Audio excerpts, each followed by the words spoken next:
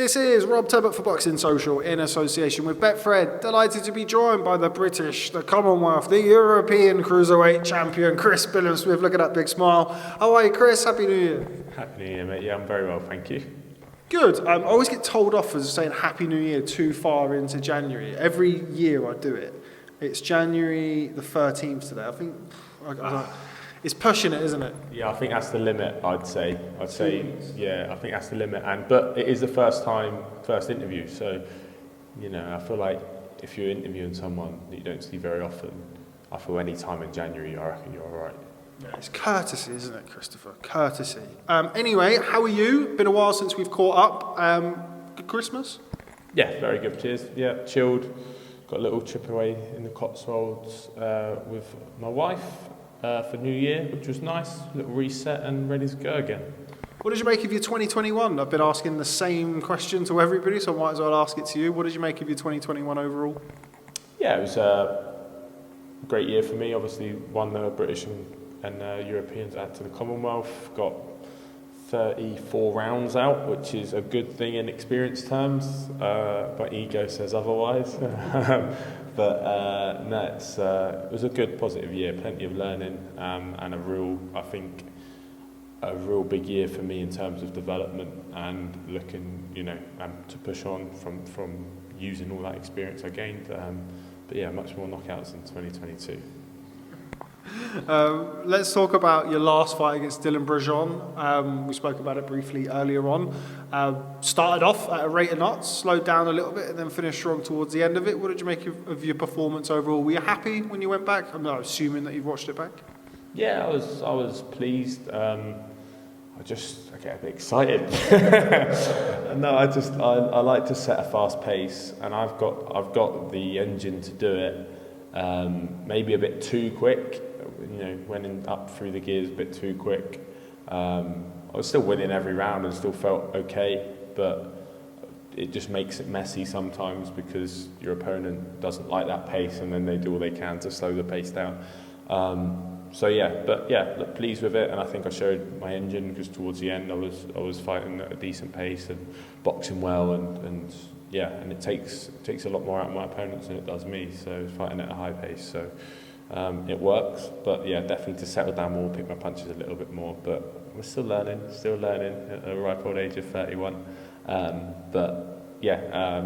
It was a good fight, and he's tough, a real tough guy, and obviously Fabio Turchi boxed him and potentially was lucky with the decision. I think it was a split decision, so to win so clearly. I think maybe we gave him a round, no more than 2 rounds, that's for sure. So yeah, nice solid performance.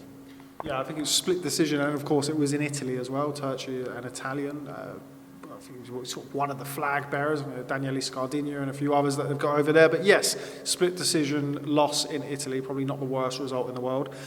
Of course, the fight, the kind of the big standout fight for yourself in 2021 was against Tommy McCarthy. A lot on the line in that, in terms of belts, and also some animosity between the camps in the build-up to it.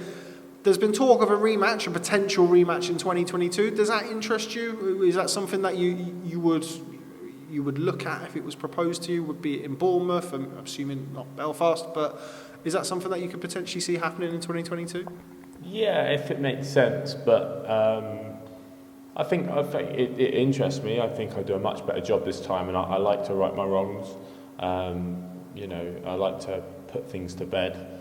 It was way too close a fight for my liking in terms of I shouldn't have been letting it go. I shouldn't have boxed how I did.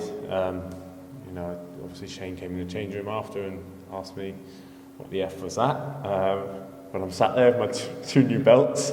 But that's why the gym is so successful, because that's the standard we set ourselves. So so I'd like to, in a way, I'd like to put that to bed. But at the same time, I'm not going to take a backward step if I've got, bigger fights on the horizon, which are going to push me up the world rankings or give me an eliminator or whatever it may be. But I mean, I was happy to fight Tommy immediate rematch, but I don't know what happened. There was talk of it. I think Tommy and his team wanted it. Maybe Eddie didn't want it, or the zone didn't want it, or whatever. But I would have happily done it. But yeah, that obviously didn't come to fruition. But if it does happen in the future, then I'll welcome it. What weren't you happy with, or rather, what wasn't Shane happy with initially with your performance against Tommy McCarthy?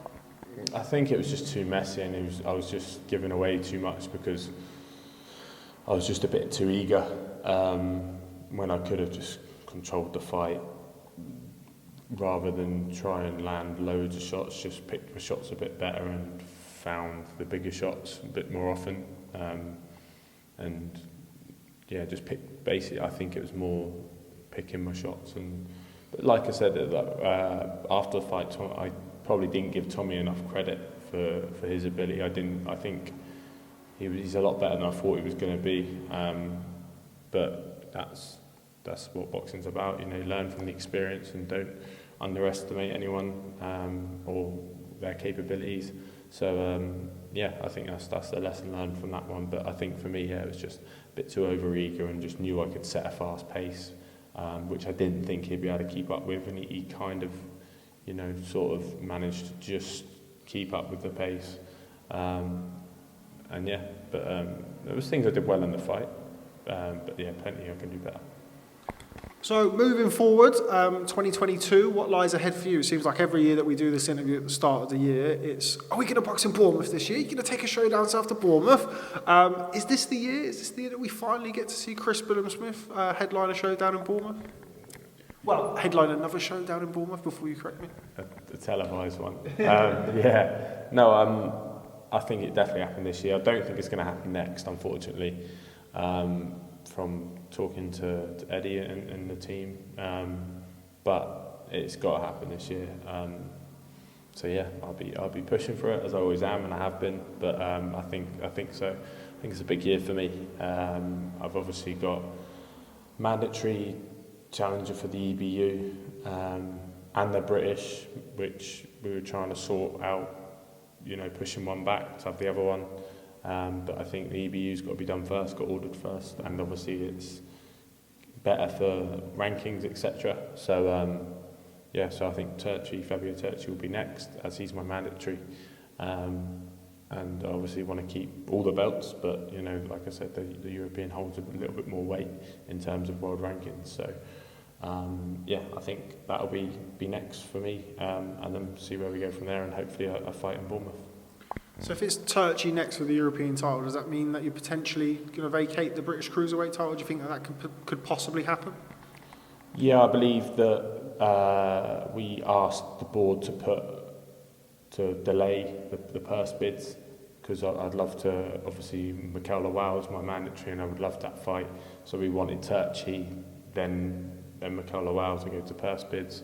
But I don't think the board are happy with that. They want the belt to be fought for.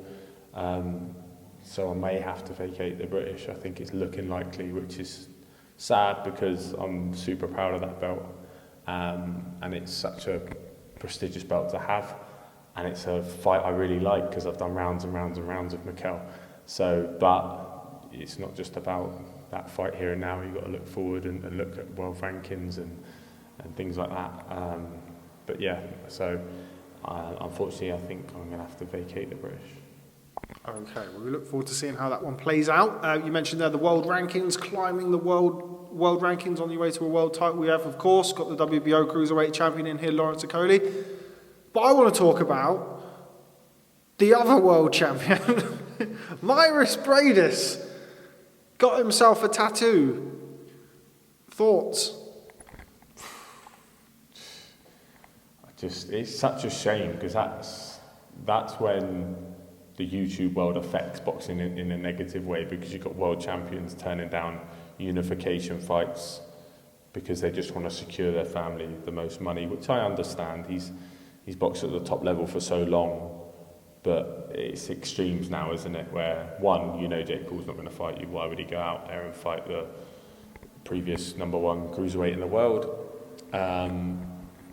When he's not even fought a boxer. So that's not going to happen.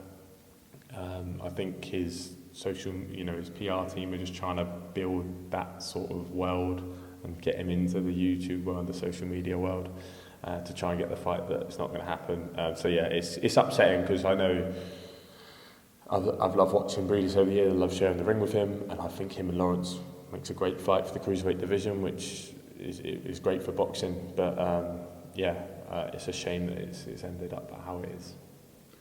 If you had to get one YouTuber tattooed on you, which YouTuber would it be? I'm going to go for the only one I've shared a ring with, which is KSI.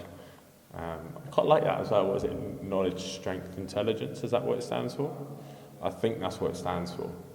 I quite like that. That's a cool little thing. KSI rolls off the tongue nicely, and he's a nice lad.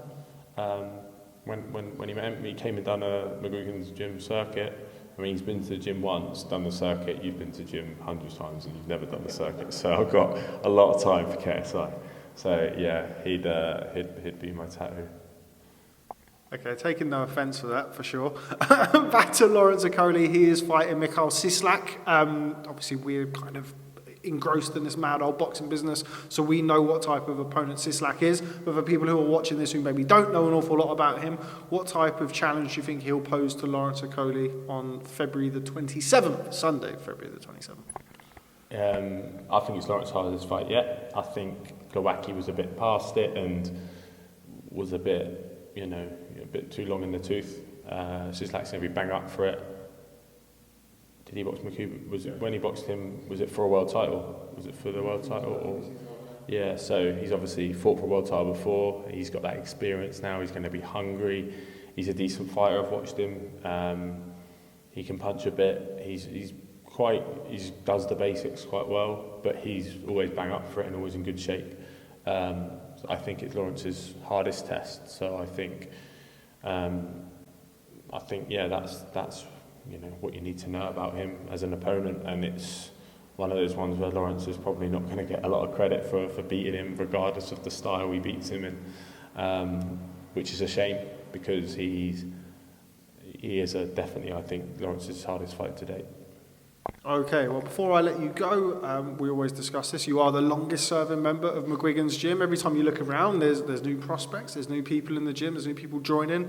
What I want to know, out of all of the young prospects that are in the gym, or all prospects moving forward, who's the one to look out for this year in 2022 from McGuigan's gym? You can only pick one, Chris Billam-Smith. For this year, Ellie Scotney's going to win a world title, so I'd say Ellie.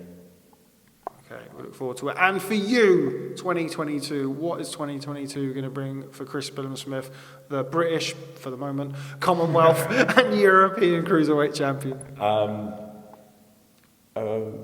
More knockouts.